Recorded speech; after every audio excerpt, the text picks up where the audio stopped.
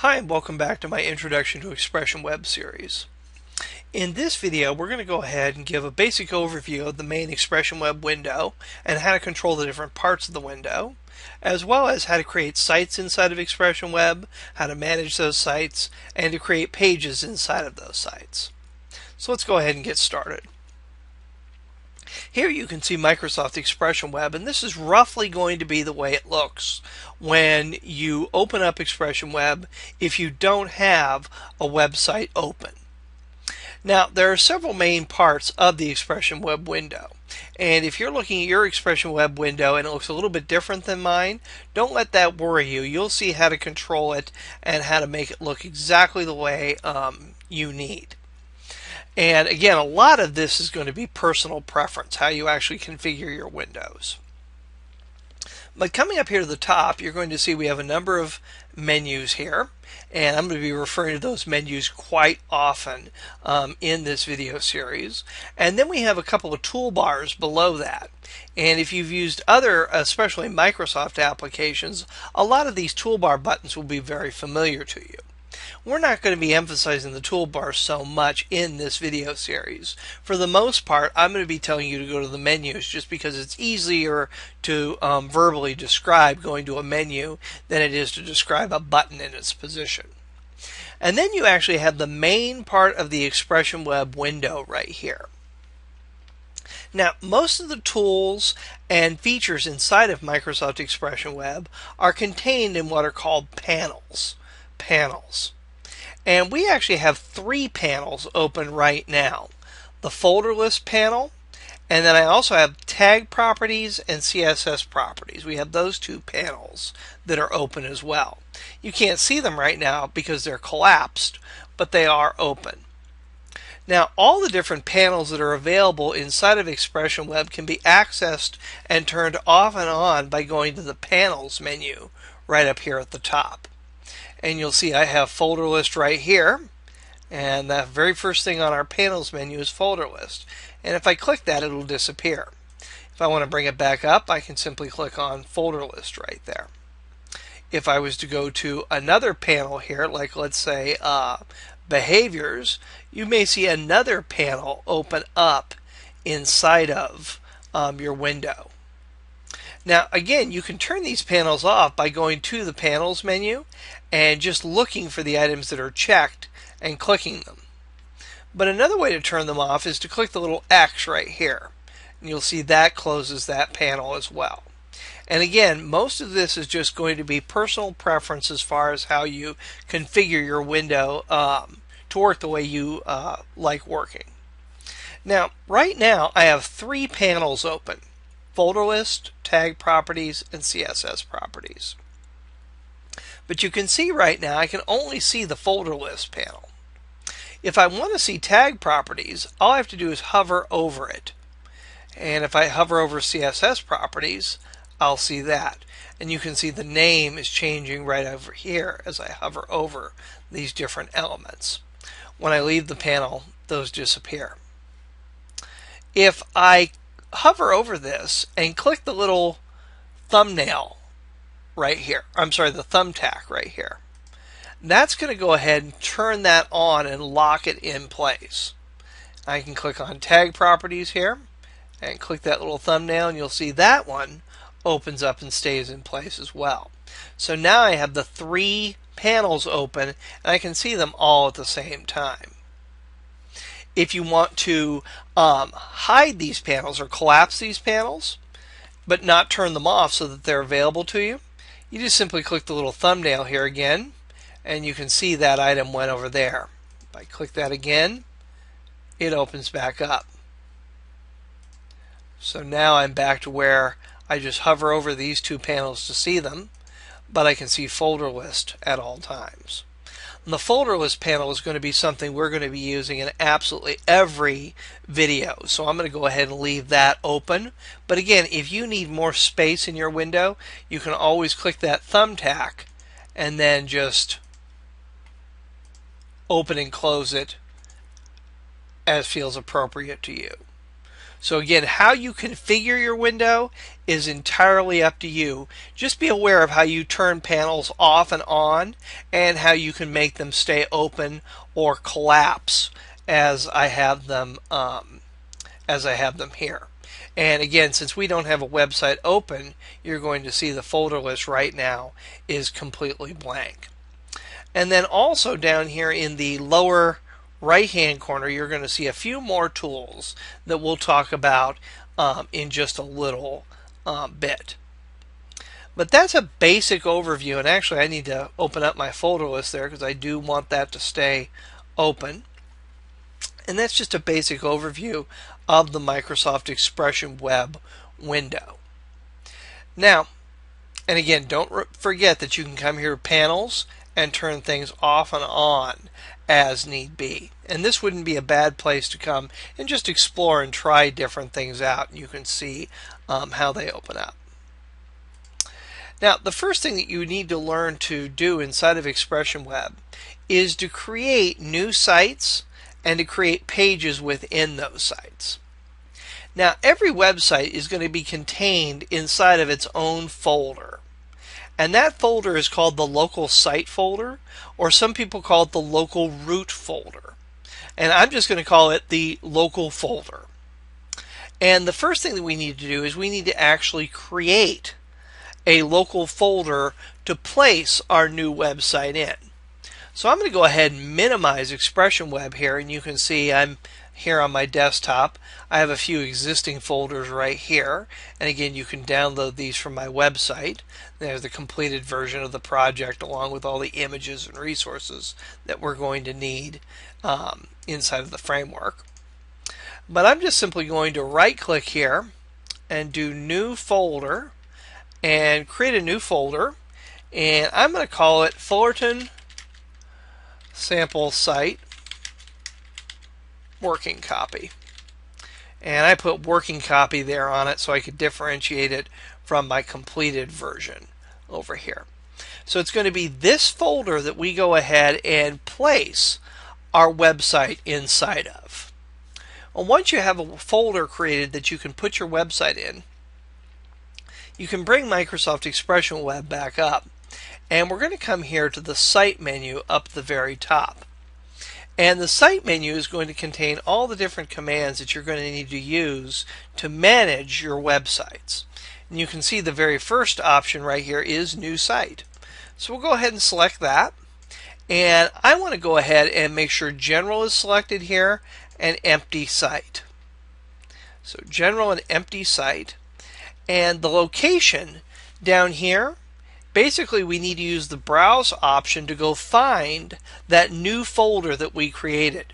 You always want to place your websites inside of a new folder. So I'm going to go ahead and click on Browse, and you can see the dialog box that's come up here. I'm going to go ahead and go to my desktop, and I've got a lot of folders on my desktop for a lot of different projects, but you can see where is it there? There's the completed version, and there is Fullerton Sample Site Working Copy. So I'm just going to go ahead and double click on that, and then I'm going to go ahead and I'm going to make sure that I'm inside of that folder. One mistake that people commonly make at this point is they just highlight the folder and they don't double click on it. You need to double click on it to actually go inside of it. And we can then go ahead and click Open and OK.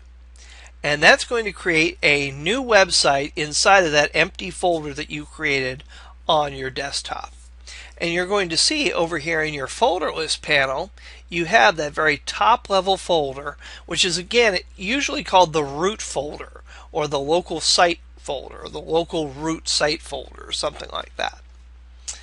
Now, as you're working with websites, one of the worst things that you can do is start adding pages and images and different kinds of resources to your website without any organization. And just like you would need to organize your documents folder on your computer so you can find things, you're going to need to create some folders to organize your website as well. And I'm going to suggest several folders that everybody is going to want to create when they start a new web project. Now, you could actually go directly into the desktop and create those folders using the Windows interface like I created the original folder. But you can also do that from Microsoft Expression Web. I'm just going to go ahead and right-click up here at the top and select New, and you can see an option there for folder. And the first folder that I'm going to go ahead and create is going to be called Images. And that's going to be where I'm going to go ahead and place all the different graphics that I'm going to use for my website. And you can even break that folder down more. You could create another folder inside of Images for your banner images, for your navigation images, for if you have a web image gallery, you could create a gallery folder in there. So you can create as many folders as you need to organize the content inside of your website. The second folder that I'm going to go ahead and create here is going to be called CSS. And I'm going to place my CSS style sheets, which if you don't know what those are right now, don't worry about it. We're going to talk quite a bit about CSS in this series. But I just like to create a folder to put my style sheets all in one place so everything is nice and organized. And in the same way as I create a folder for CSS, I'm going to go ahead and create a folder to put my JavaScript components into.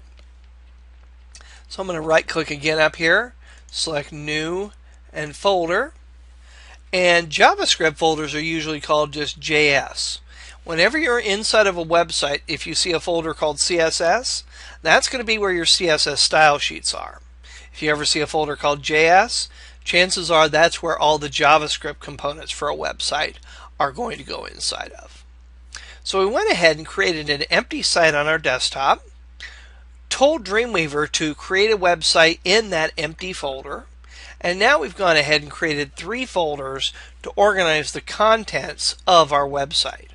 And again, as you go on, if you see a need for creating other folders, either directly in your main site folder here, or to subdivide these folders down like your images folder here, you can feel free to do that.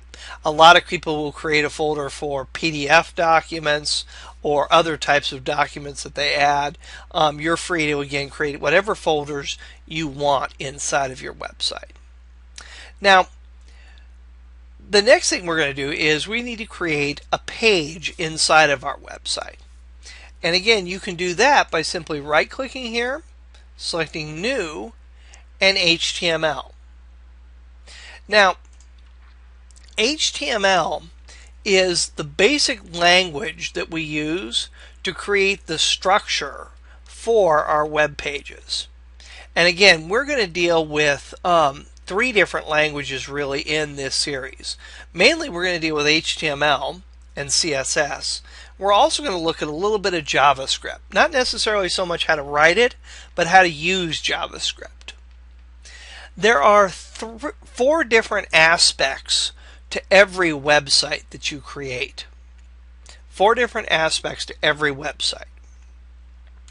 There's a structural aspect to every website. And again, this is the structure, the underlying structure for the different pages that you create. And you always create structure using, or you normally create structure using HTML. The second aspect of every website is what's generically called presentation, or the way a website looks, or the way your website appears to your visitor. And presentation involves really 2 different aspects. One is formatting, and the other is positioning. We need to control not only the way our content is formatted, the way things, the fonts, the font sizes, the background colors, all that good sort of stuff. We also need to use our presentation to control the positioning of the different elements. Like, where should the header go? How should the sidebar be positioned? The margin and padding on different things. So the second aspect of every website is going to be presentation, which is both the formatting as well as the positioning of the different elements. And just as we use HTML to form the structure of our pages, we use a language called CSS, or cascading style sheets, to create the presentation, the formatting and positioning of the different elements. The third aspect of every website is content. And this is the text, images, tables, links, PDF documents, all the content that you want to actually show to your site visitors. And the fourth aspect of every website is action. What does the website actually do? And this could be anything from the fading banner, like you saw in our sample website, to an image gallery, to what happens when you click a submit button on a form. And action can be accomplished using a variety of different tools, but what we're going to focus on, and what most websites use to perform different actions, is a language called JavaScript. And to sort of cement this in your mind, you can think of a building as a model for a web page. Every building has a structure, and that's going to be the beams and the pillars and the overall structure of the site. And again, we create that using HTML. Well, then once we have the structure created, we're ready to start with the presentation, or the look and the feel. And in our building metaphor, this would be things like the paint, the carpet, putting the glass on the windows, making the structure look nice. And then once we have the building actually painted and carpeted and sort of ready, we can begin to move content into our building. And in the same way, once we have our CSS written, we can begin to work more with the content that's going to be on our page, such as the text, the images, the tables of information, the links, all that good kind of stuff. And then finally, action. You can think of the different things that go on in that building, or the different things that the content can do inside of that building. And again, we accomplish that in a web page largely using JavaScript. So your structure is in HTML, your presentation is going to be in CSS, any action or any thing you want the website to actually do is going to be in JavaScript. Now, that gives us sort of a nice division of different elements, where you're able to separate your content and structure from your presentation, and also your content, your structure, and your presentation from your action, from your JavaScript. Ideally, in a larger website, you're going to also separate the structure from the content. And at that point, you start to get into the topic of database-driven websites, which is beyond the focus of this course. But you can sort of see how the different elements go to building up a website. Now, again, coming back here, we've gone ahead and created our first HTML page in our site. And I'm just going to go ahead and name this one index.html. Now, a few rules about naming items inside of a web page, or inside of a website. First of all of your folder and file names should always be in lowercase. They should always be in a lowercase. Stay away from uppercase letters. It won't always cause you problems, but sometimes uppercase letters will cause you problems depending on what you're exactly doing. You want to stick with, again, lowercase letters. You can also use numbers, but with just a couple of exceptions, you want to stay away from symbols. You want to stay away from using things like dollar signs and percent marks and so on and so forth. The two symbols that you can successfully use, or safely use in your website, are going to be dashes and underscores. And oftentimes dashes and underscores take the place of spaces, which should also be avoided in naming your different folders and files inside of your website. So you can use lowercase letters, numbers, space, dashes and underscores, but you should stay away from symbols and spaces and uppercase letters. Now, as far as a folder goes, you're just going to give the folder a name like we have here. But as far as the different types of documents that are inside of your website, they're always going to end with a file extension. And just like Microsoft Word documents end in .doc or .docx, or Excel spreadsheets end in XLS or XLSS, the extension tells us what kind of document or what kind of file a particular document is. And in this case, I've ended my index page with the extension HTML. And all of your web pages should end in either .html or .htm. Either one works. You should be consistent in using one or the other. You can mix them up, but it's easy to get confused at that point. And then again, just like Word documents or Excel spreadsheets, a period separates the file name from the extension. So we have index.html here. If you're using CSS, your CSS files will also have a file extension, but instead of being HTML, it's going to be .css. Your JavaScript is going to be named, whatever the name of the file is, .js.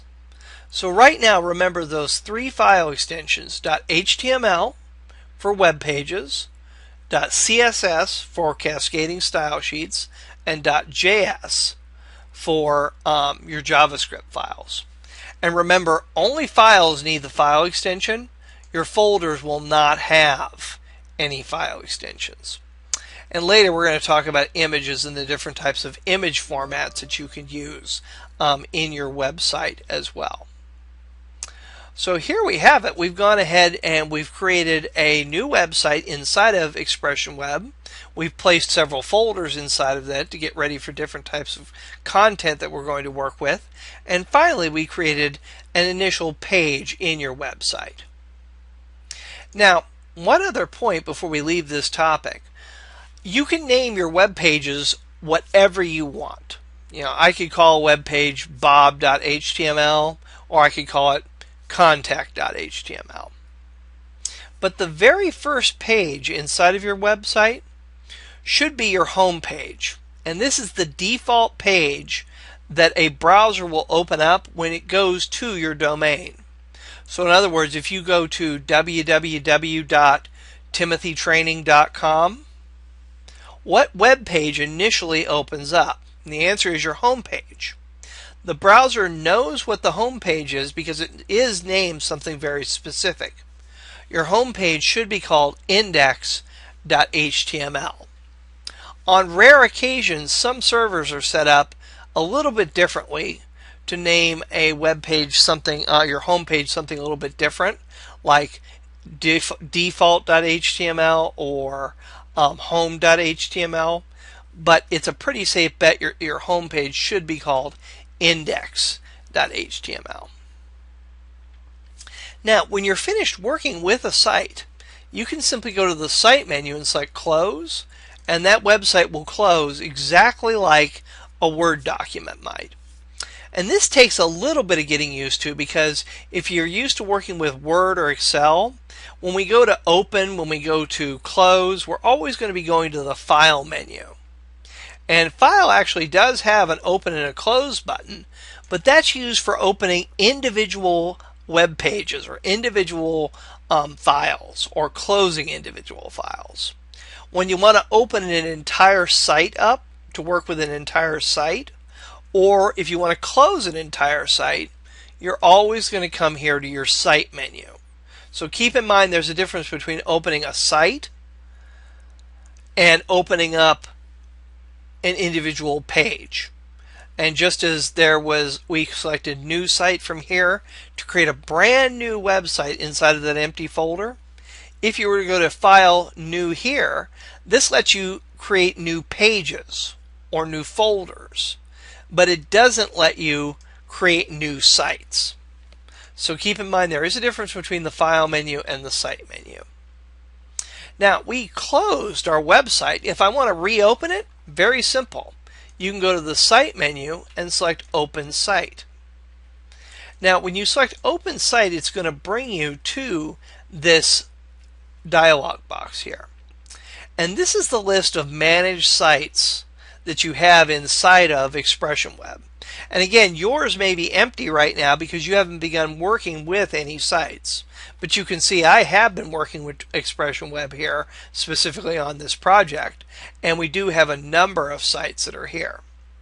But if I want to open up a specific site, all I have to do is click on Browse here and go find my site, which in this case was on my desktop, and there is my site. So I double click on it and then click Open, and then Open, and your site will appear.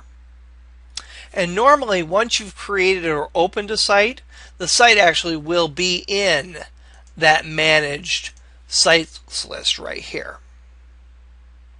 So in that case, I could just simply click on a site and click Open, and it would open that up. And in this case, I'm getting an error because I deleted that earlier, but you see the point. If I go to the Site menu and select Manage Sites List, I can see all the sites here.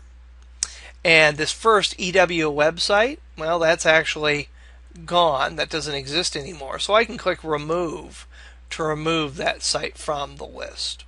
And I could add sites manually to this list as well. But it's easier just to go ahead and open it up.